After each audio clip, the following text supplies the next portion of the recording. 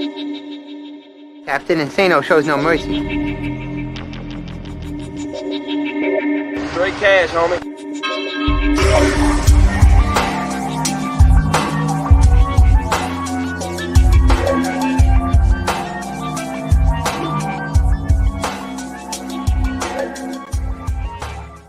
Hold on to your butts. What's up, everybody? Welcome back to the Basement Monsters podcast. Thursday night football, Panthers versus the Falcons, and it should be a good one, a divisional matchup. I know the Falcons are reeling, but it is what it is when you're in the division. You play everybody tough. What's up, guys? I'm Ivan Vargas. Like I said, this is the Basement Monsters podcast. I got my boy, as always, Luke Nettles right next to me. What's up, dude? What's going on? How's it going? Chilling right now. I got a softball game. Like I got to leave in maybe right after this. I had to fucking take off. It's going to be a cold one, so I'm going to be freezing my ass off. I'm going to be trying to watch the game in between innings, trying to keep up. But let's talk about this Falcons-Panthers game. We got the Falcons, who are just reeling. Another ugly loss last week to the Lions. The biggest story of that game was Todd Gurley, former Ram Todd Gurley, not going down before the goal line and allowing and scoring and allowing Detroit to get the ball back, come right down with, and Matt Stafford does that. Matt Stafford does those things. He comes. He's like the comeback king next to like Tom Brady. It's Matt Stafford, and to have a lapse in judge. That's been pretty much the Atlanta Falcons all year. Is just these lapses in playing. Like they just stop playing for a certain period in the game, and they allow teams to come back. It's the Bears, the Cowboys, the Lions. Keep counting the teams. They haven't been able to close out games, and it's going to be an even tougher matchup today because they got somebody that knows them very well in the Carolina Panthers with the new quarterback and Teddy Bridgewater and a couple of guys with some speed in DJ Moore and then Robbie Anderson. Yeah, they're gonna need to have everything that they can get. Like I said, Carolina's not bad. If you're looking inside the division, Carolina's third in the division at 3-4. They could still drop a game and be ahead of Atlanta, which is 1-6. Carolina's not that bad of a team. I mean, they're not getting those sufficient wins, when they need them. And a lot of that's going to be due to McCaffrey not being there. As soon as he gets back there, things are going to change. Atlanta's going to go even farther away. The Saints may even need to start looking in their rear view once McCaffrey gets back. Here's some stats about the Carolina Panthers. I mean, their passing game, they're 6th. Their receiving game, they're 6th. Their first downs, they're 10th in the league. Their rushing, this is without McCaffrey. They're 17th right now, and they're 20th in the league with points. So, those last two with that rushing and those points, once McCaffrey comes back, the Saints may have to start looking in their rear view if they're going to continue to play the way they're playing. So, I mean, Tampa's right there. The Saints are one game out. So, it is what it is. But at this point, man, I mean, these guys could really be contending with New Orleans for that second spot. Yeah, and, New Orleans has a big game coming up against the Chicago Bears. We're not going to go ahead and hit that game a ton. We'll talk about it probably later on. But, they like you said, they could lose a game. They could lose some in this division too. And it's huge for the Carolina Panthers to win this and not overlook the Atlanta Falcons because of familiarity with both teams. I know the Falcons' Achilles heel is that secondary, and they just allow everybody and their mama to pass on them. It doesn't matter who it is, you get passed on. I mean, maybe if you're Mitch Trubisky, but it's okay. You get pulled for Nick Foles that does pretty much the same job.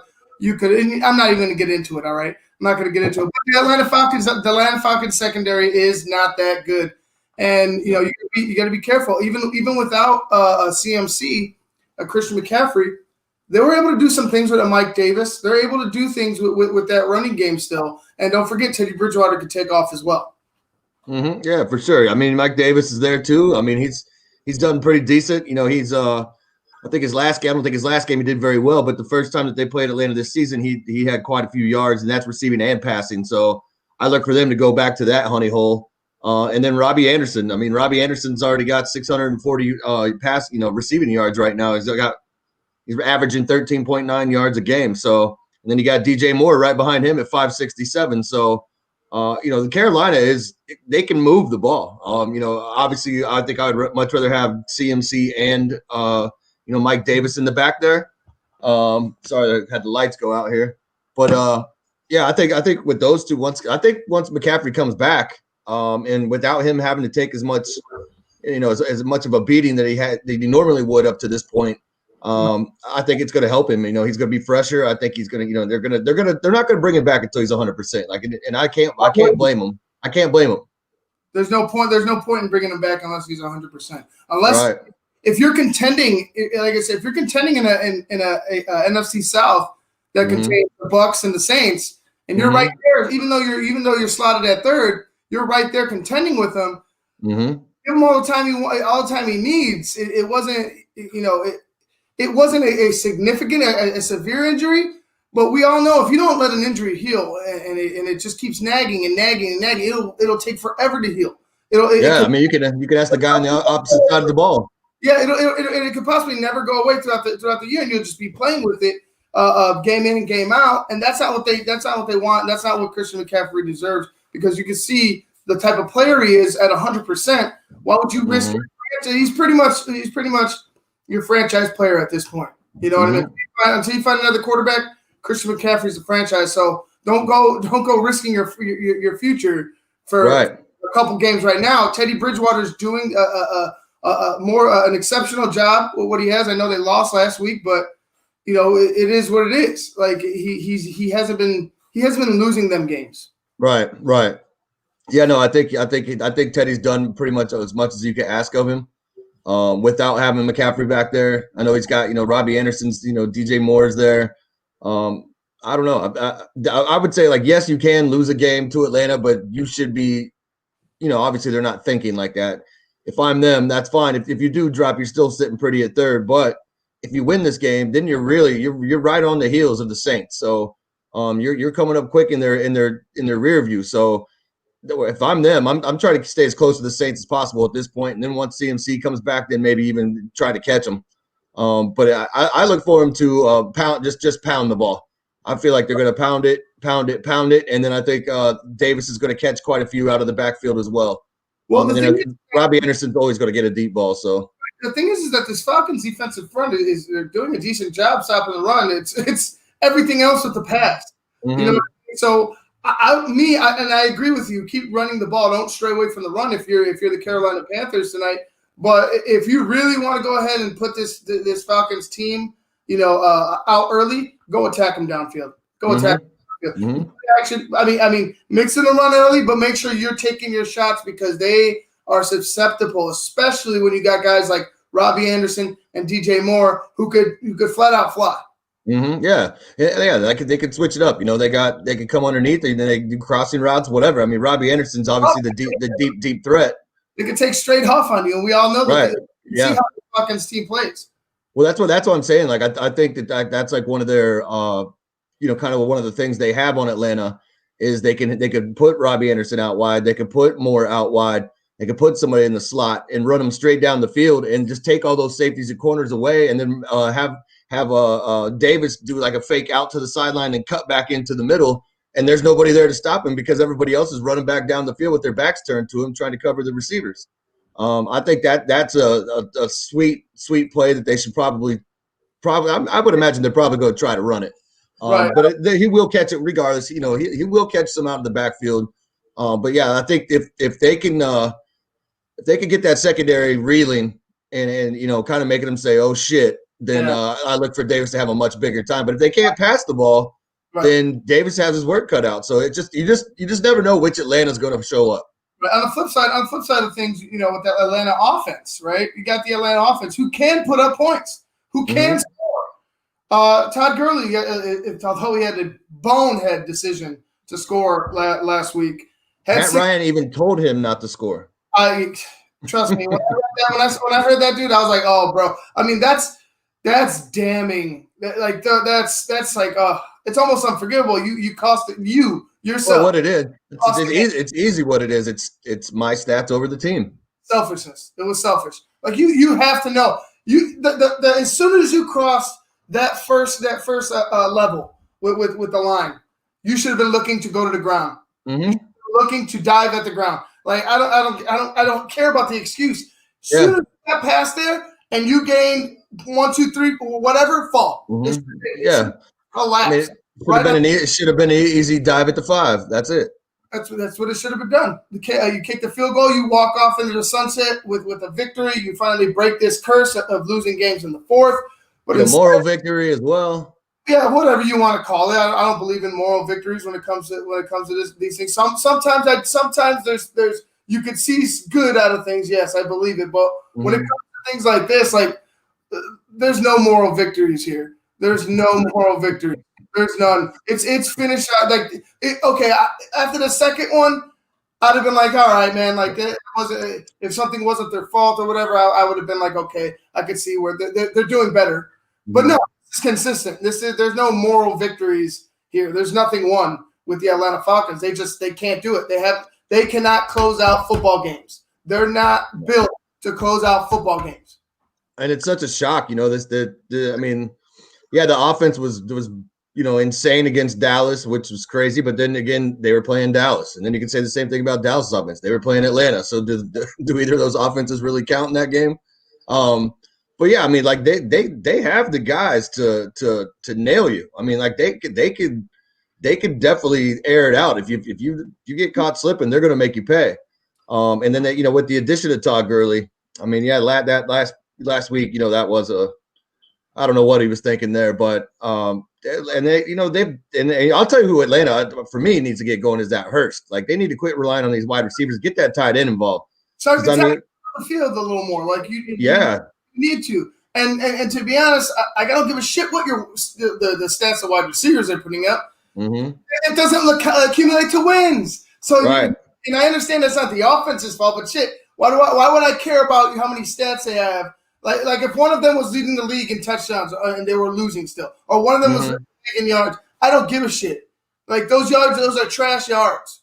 Those are majority of that is garbage yards because you're not winning the game. Like I'm not trying to knock anybody, but when it comes to a team failure, and that's what it is. The Atlanta Falcons are having team failures at the end of games, or complete meltdowns at the end of games. I'm not going to give you a pat on the ass for any of that.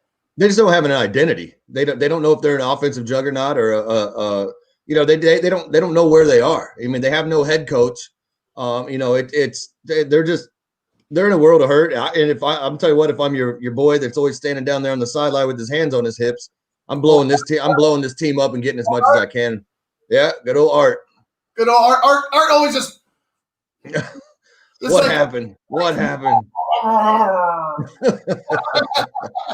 God damn it! Not again. Yeah, I mean, I'm thinking about blowing this up and starting over. I mean, get what you can while you can, because if Julio goes down and Ryan goes down, and then you don't have anything to trade to get anything of value, and then you're just stuck next year with a couple of old guys that can't stay on the field.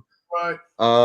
Yeah, I don't know, man. Atlanta need help, and they need help in a big way. Maybe they get the right coach, and that's all it is. But as of right now, they need help bad in every facet.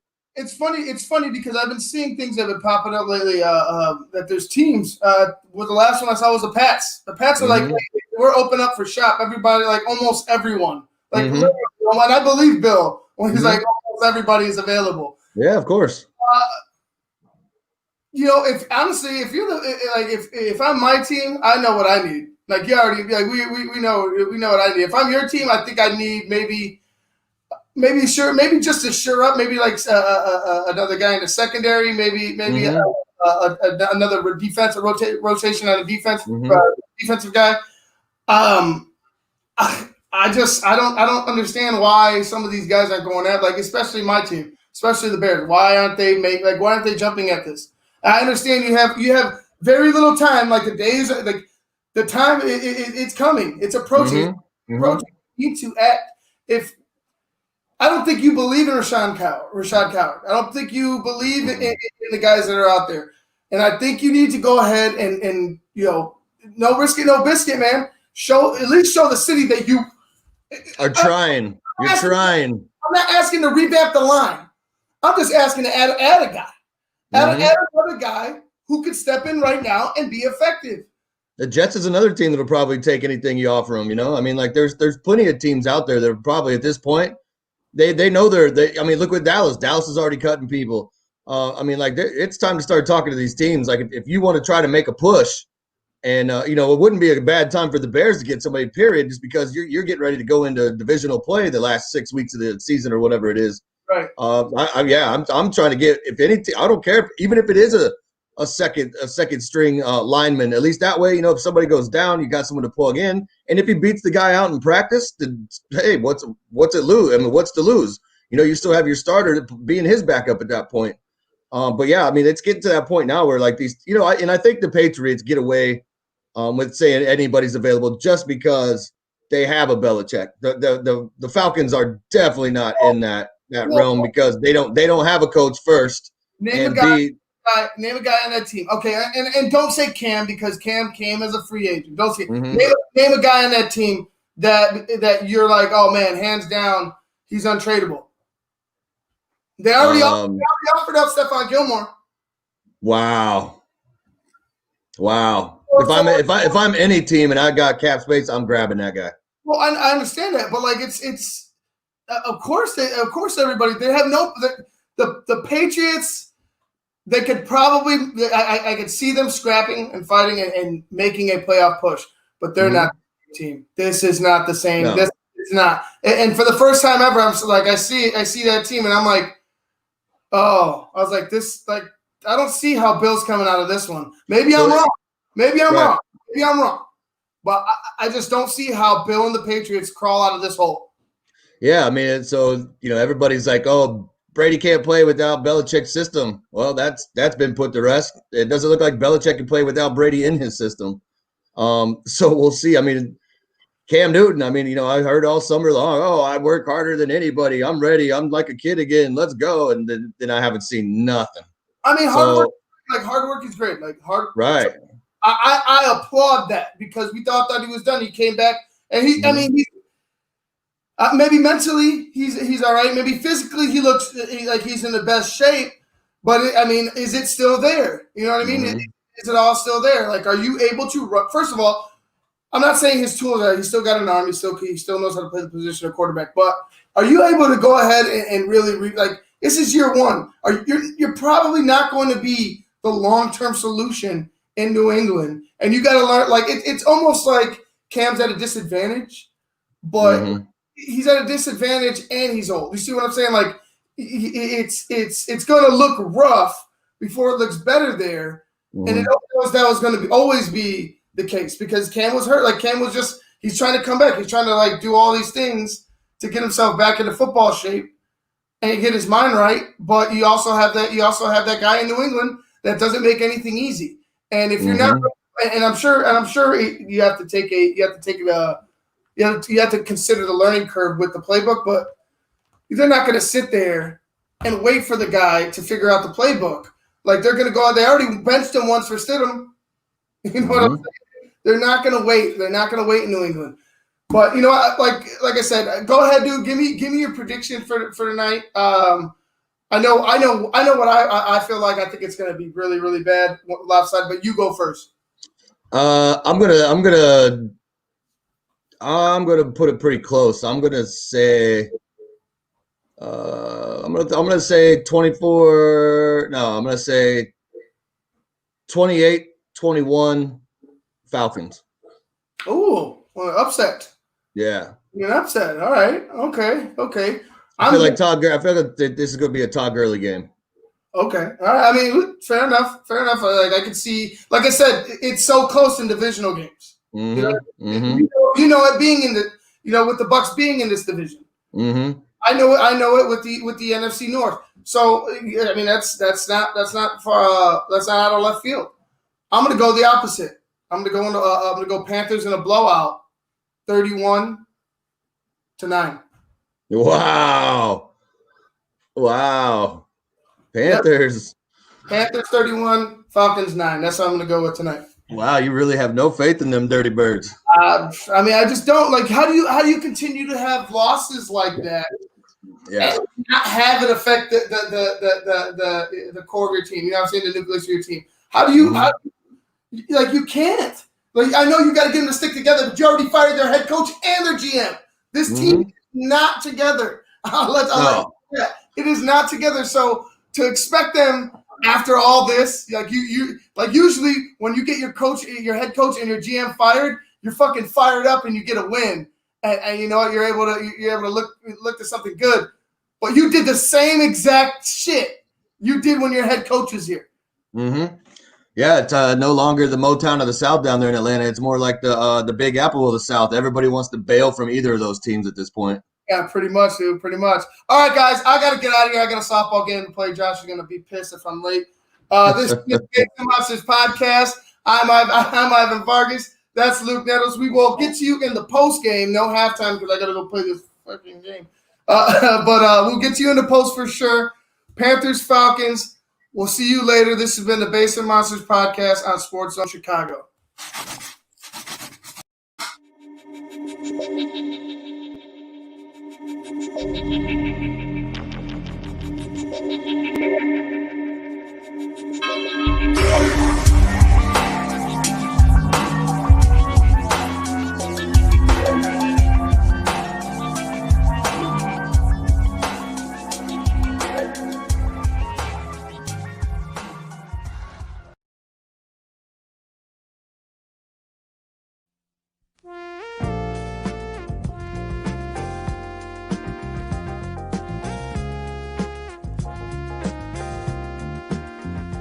I just heard my favorite band is in town. I'd love to get good seats, but everywhere I've looked, the ticket sites have crazy service fees. Haven't you heard of TixSplits? Who? TixSplits. They don't gouge you with crazy fees. The price they advertise is the price you pay, plus a small delivery fee. Never pay service fees again. Go to TixSplits.com today. TixSplits.com. Guaranteed seats, low prices. That's TixSplits.com. Every ticket, every venue, everywhere.